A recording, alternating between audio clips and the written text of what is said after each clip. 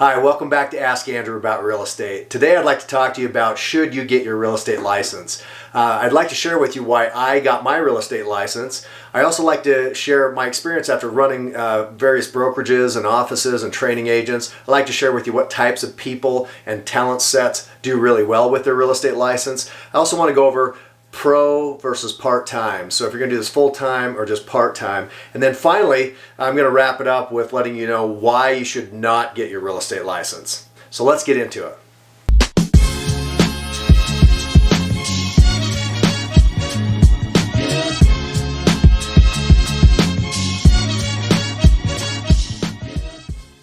This is Ask Andrew, and today we're going to talk about the question that I'm asked frequently: should I get my real estate license, Andrew? Should I get licensed and become a realtor? Well, I'd like to share with you why I got my real estate license. So I graduated from college hoping to get into pharmaceutical sales.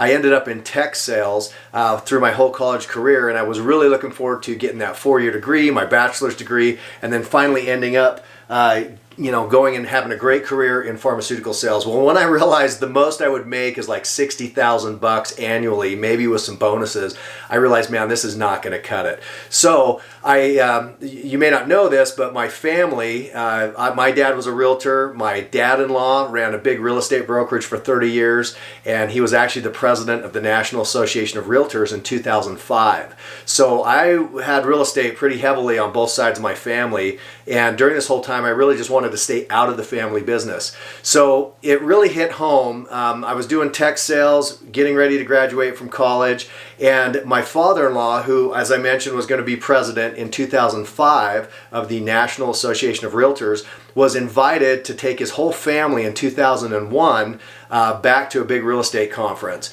So I got to spend all day long in Orlando, I think it was Universal Studios, with my wife and about 10,000 realtors. They had bought out the whole park. Well, imagine this. Half of these guys were running around with those sweaters tied around their shoulders, shorts, and then wearing slip-on dress shoes with no socks. And after about 12, 13 hours of being around those guys, I looked at my wife and I said, you know what, honey, I'm going back home. I'm going to get my license and I'm going to do real estate because I could probably beat 99.9% of these people around me. And that's how it started. In 2002, I got my license, and I've been practicing full-time real estate ever since. So in those 18 years that I've been practicing real estate, one of the things that I noticed, I was able to run an office. I had to recruit new agents and train them. And there's two types of talent sets that do really, really well. One of them is anybody that's been involved with door-to-door summer sales. Around here where I live, we have a lot of kids going off and doing service missions for their church. So there's a lot of knocking doors and talking to strangers, befriending them, and ending up sitting down at their kitchen tables.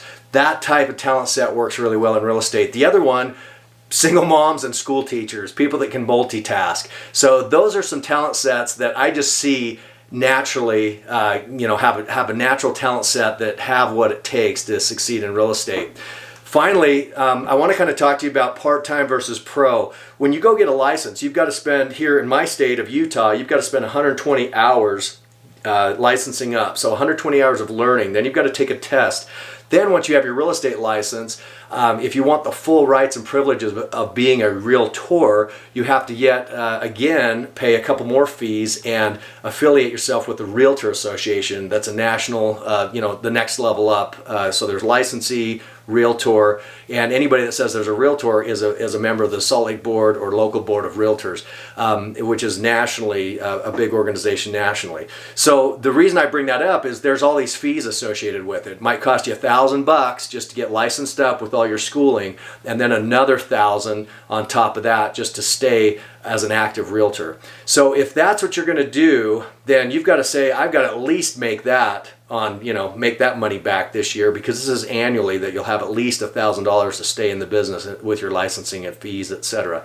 So that's why I get into, if you're going to do this professionally, I'll talk to you about that in a different video on what things I did when I started out to succeed and what things to avoid, and then a lot of the things that I see that cause people to fail out of the business. By the way, this business has a 95% failure rate, and it usually takes about a year before that poor realtor licensee figures out, hey, this isn't going to cut it. I got to go quit and get a real job. So the number one thing I want you to take from this is if you're going to get your license to go be a professional and to do this as a career, I back that 100%.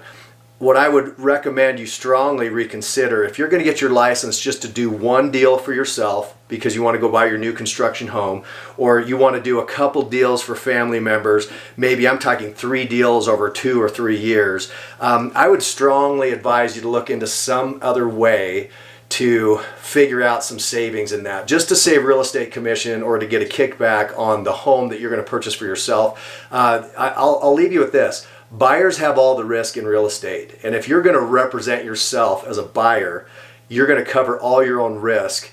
You're basically going to malpractice yourself. So that's something I would tell you to strongly reconsider. If you're going to go get your real estate license, put all that time, money, and effort in, and then just so that you can go save some money on some fees, you're missing the point. You want to get a professional real estate licensee to help you with your transactions so that you don't accumulate risk and have bad financial things happen to you. So buyers have all the risk. The seller just takes the money and walks away. So that's why I would tell you that is the number one reason to not get your license, is if it's just to go out and do your own single or 2 transactions this year just to save that fee. Anyway, hope this was helpful. We'll see you next time. Again, I'm Ask Andrew with Troika Real Estate. See you on the next one.